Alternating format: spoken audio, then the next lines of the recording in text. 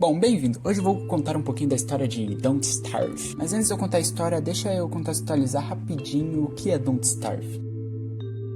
Se você nunca ouviu falar de Don't Starve, prepare-se para conhecer um dos jogos de sobrevivência mais misteriosos e fascinantes já criados. Lançado pela desenvolvedora canadense Klei Entertainment em 2013, Don't Starve é um jogo que mistura ação, aventura e elementos de sobrevivência em um mundo escuro, estranho e cheio de perigos. Aqui o objetivo é simples: sobreviva o máximo de tempo que você conseguir, mas a simplicidade termina aí. Don't Starve é conhecido por sua dificuldade implacável, atmosfera única e uma lore que vai muito além do que parece à primeira vista. Por conta do seu sucesso do título original, em 2016 a Klei lançou Don't Starve Together, uma versão multiplayer que permite aos jogadores se aventurarem juntos nesse mundo sombrio, enfrentando criaturas bizarras e desvendando segredos em grupo. Mas o que poucos sabem é que Don't Starve e sua versão multiplayer compartilham muito mais do que o desafio de sobrevivência. Eles compartilham um universo complexo, cheio de mistérios, civilizações antigas e uma batalha eterna entre luz e escuridão.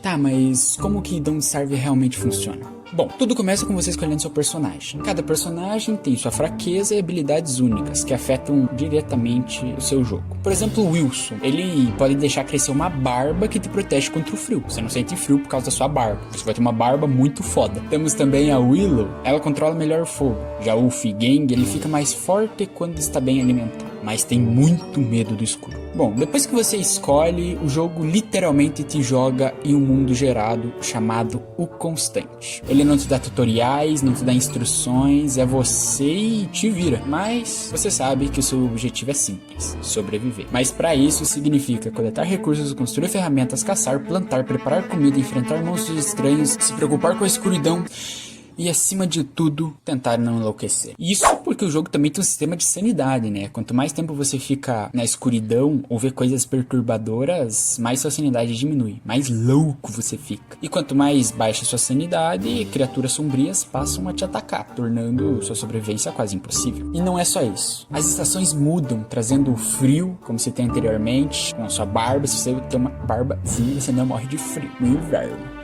O calor sufocante do verão, onde suas coisas, suas estruturas podem sofrer combustão espontânea, simplesmente pegando fogo e destruindo tua base inteira em um piscar de olhos. Há eventos também, como chuva de sapo, onde seu mapa fica cheio de sapo e eles te atacam e roubam seus itens. Muito foda, mas muito triste também, mas é foda. Tem chefes poderosos, ruínas antigas para explorar os segredos escondidos por todo o mapa. Don't Starve não te explica nada, você precisa descobrir tudo sozinho e na prática. É um jogo que te desafia, mas também te recompensa se você for curioso e persistente. O mundo onde tudo acontece não é exatamente o nosso. Ele se chama Constante, onde os jogos se passam. É uma dimensão paralela, cheia de biomas diferentes, criaturas estranhas e fenômenos inexplicáveis. Dentro do Constante, forças antigas lutam pelo controle, sendo elas a luz, representando a ordem e a vida, e a escuridão, o poder sombrio que corrompe a distância. O clássico luz versus trevas. Mas também ele não é um lugar parado, é um lugar moldado por vontades, pensamentos e memórias. Ele é habitado por restos de civilizações antigas que tentaram dominar essas forças, mas falharam miseravelmente. Bom, dado um pouquinho da contextualização do que é o Constante e como o jogo funciona, vamos falar de uma última coisa antes de começarmos a linha do tempo.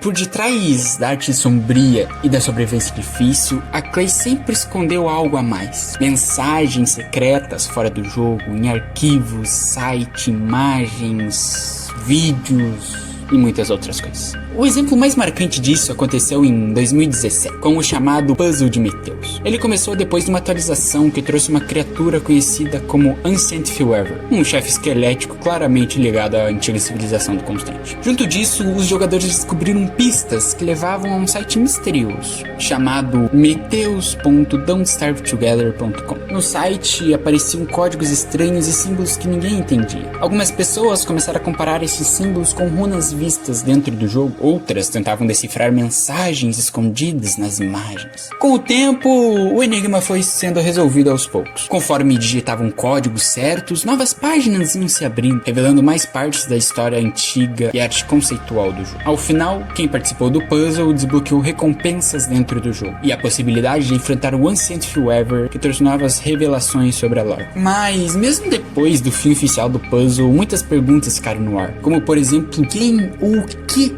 era o Meteus? Por que as runas antigas falavam tanto de sacrifício, tronos e loucura? E o que realmente aconteceu com aquela civilização? Bom, agora sim, dada a contextualização, iremos começar a história a partir de agora.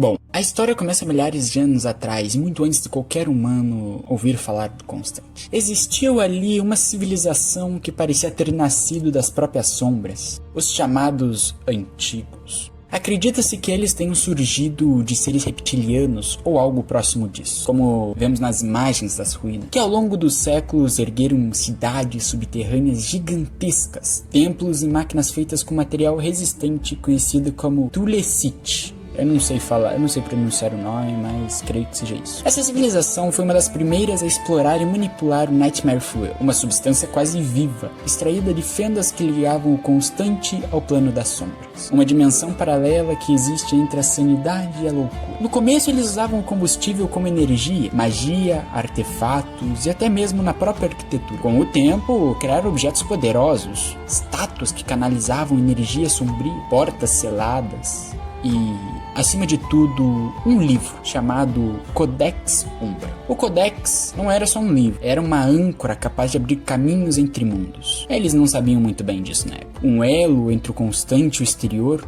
uma ponte tão perigosa que poderia alterar o equilíbrio entre luz e escuridão. Mas Nightmare Fuel cobrou seu preço. Com cada geração, os antigos se tornaram mais dependentes dela. Suas mentes se deterioraram, surgiram facções rivais. Alguns queriam explorar ainda mais este poder, outros queriam contê-lo. Este conflito resultou numa guerra civil que destruiu partes inteiras de suas cidades. É por isso que encontramos ruínas partidas ao meio, passagens bloqueadas, estátuas despedaçadas. No auge do desespero, surgiu a figura de um líder que, em uma tentativa final de evitar a destruição total, se sentou no Nightmare Throne. Ali, ele se tornou ao mesmo tempo rei e prisioneiro, usando sua própria essência para manter as sombras contidas. Enquanto isso, os outros foram desaparecendo, consumidos pela loucura ou mortos pela guerra. Restaram apenas as grandes câmaras subterrâneas e as ruínas, tudo escondido embaixo da superfície. Assim, a civilização antiga acabou. Suas vozes sumiram, suas cidades ruíram, mas o Codex Umbra sobreviveu. Alguns dizem que foi o próprio rei, preso no trono, que lançou o Codex para fora, numa tentativa de quebrar o ciclo. Outros acreditam que foi obra do Shadow Witcher, a entidade que observa tudo, sempre presente, mas que nunca foi vista completamente. O importante é, o Codex Umbra acabou atravessando a barreira entre os mundos, não apenas como um livro, mas como uma chave, uma âncora capaz de conectar o constante ao nosso mundo, um fragmento do poder sombrio esperando por um novo portador. Nisso que o Codex foi parar no mundo real, alguém o encontrou anos depois, no século XIX. Este alguém era William Carter. Mas isso já é história para um próximo vídeo. Espero que tenham gostado do vídeo. Então, se inscreve aí, dá um likezinho, bem likezinho de cria, tá ligado? E comenta a parte que você mais achou legal. Tipo... Ah, e se tiver algo que eu esqueci de falar, alguma informação errada, pode me corrigir nos comentários. Seria muito bem-vindo informações futuras. Enfim, espero que tenham gostado do vídeo. Beijo no popô direito e até a próxima.